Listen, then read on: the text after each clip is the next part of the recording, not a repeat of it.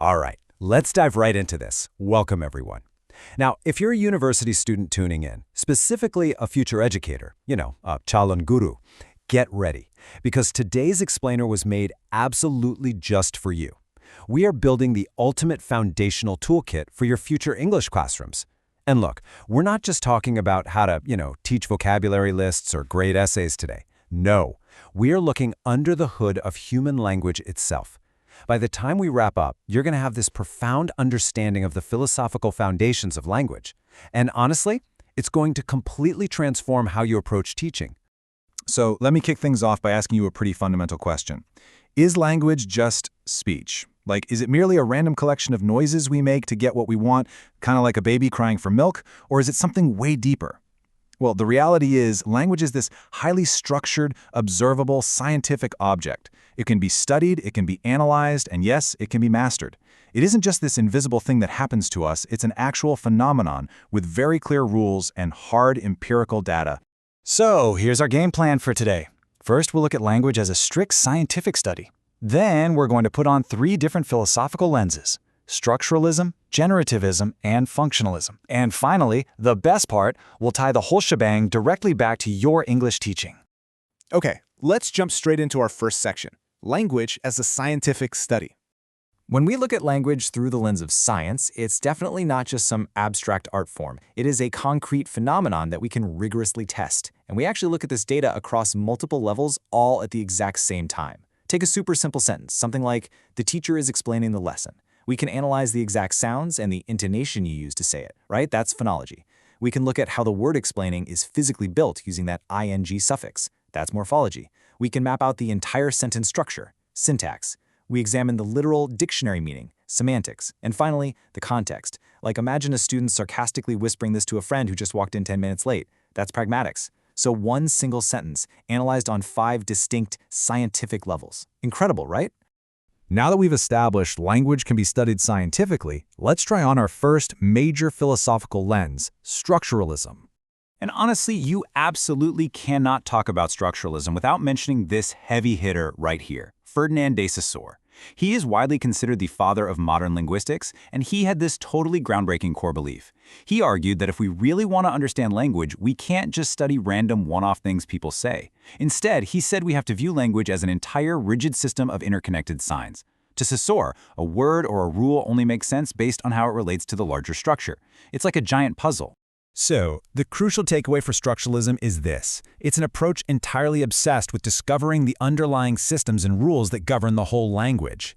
Think about it in terms of teaching English grammar. A hardcore structuralist wouldn't just teach one random sentence about, say, what someone ate for dinner yesterday. No way. They would map out the entire English tense system, past, present, future, and show the students exactly how all those tenses interact as one complete, structured system of time.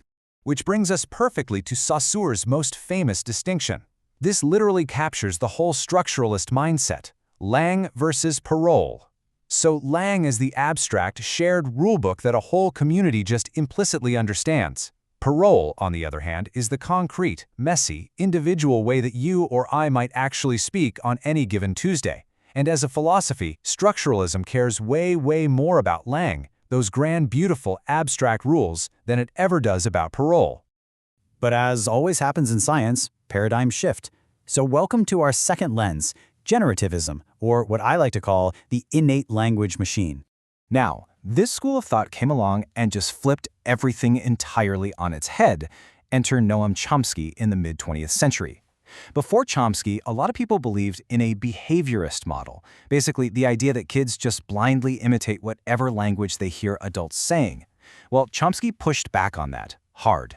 He argued instead that human beings possess an innate, biological language faculty. We are literally hardwired for language from the inside out. Chomsky called this built-in mental software universal grammar. It's this internal biological structure that lets little kids acquire any language ridiculously fast. And to prove it, Chomsky used a concept he called the poverty of stimulus. Basically, he pointed out that kids simply are not exposed to nearly enough language data to learn complex grammar purely by copying. I mean, they learn it way too fast with way too little input for it to just be basic imitation. I love this example because it proves his point perfectly. Imagine a 4-year-old kid walks up to you and says, "I good to the store." Now think about that. It is a beautifully profound mistake. That kid is absolutely not copying an adult. I mean, no adult walks around saying, "I good." So where on earth did they learn it?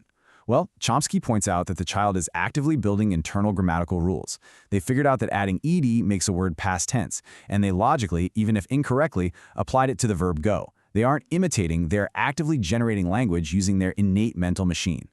And much like Saussure, Chomsky had his own famous contrast: competence versus performance. Competence is that perfect, innate knowledge of language locked safely inside your mind. Performance is how you actually end up using it in reality. You know, complete with the stuttering, forgetting words, and making totally weird grammar mistakes.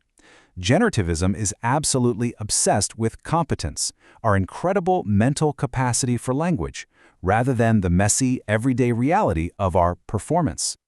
All right, let's pivot to our third and final lens. We're bringing language out of the abstract mind and right back into our messy social reality. This is functionalism. The big pioneer of this perspective is M.A.K. Halliday, the brilliant mind behind systemic functional linguistics. Now, Halliday had a very different core philosophy from the other two. He firmly believed that you simply cannot separate the structure of a language from its social context and its human purpose. To Halliday, language doesn't just exist in a vacuum inside your brain. It exists between people. So, functionalism views language primarily as a tool. Its number one job is to fulfill social and communicative functions in our lives. To a functionalist, whether a sentence has flawless syntax or proves universal grammar is totally secondary to the real question: did it actually achieve its goal? Did you communicate effectively in that specific social situation? Let's look at how this plays out in the real world. Say you're writing an email to your school principal. You'd probably write something like, "I would like to request permission," right? Formal, polite. But if you're texting your best friend, you're just going to write, "Hey, can I skip class today?"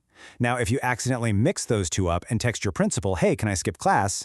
Yeah, you're going to have a really bad time at school. And this perfectly illustrates the concept of register. We are constantly adjusting our language based on our social context, our relationship with the listener, and what we're trying to achieve. It's not just about grammatical perfection, it's about social appropriateness. Okay, we've covered a lot of deep philosophy. Now for the most important part. Let's look at the relevance to English language teaching and see exactly how these high-level theories become your everyday classroom realities. Take a look at this matrix. This right here is your ultimate blueprint as a future teacher. There is a direct, undeniable pipeline from these philosophical theories straight to the practical teaching methods you'll use. If you lean heavily into Saussure's structuralism, emphasizing language as a strict system of rules, you end up using things like the grammar translation method, explicitly teaching students the rigid systems of English grammar. If you apply Chomsky's generativism, trusting that innate language machine in your students' heads, you're going to focus on providing comprehensible input, giving them tons of natural language exposure so their internal rules can literally build themselves. And if you embrace Halliday's functionalism, focusing heavily on social context, you arrive at communicative language teaching, or CLT, where your whole goal is getting students to practice using language appropriately in real-world scenarios.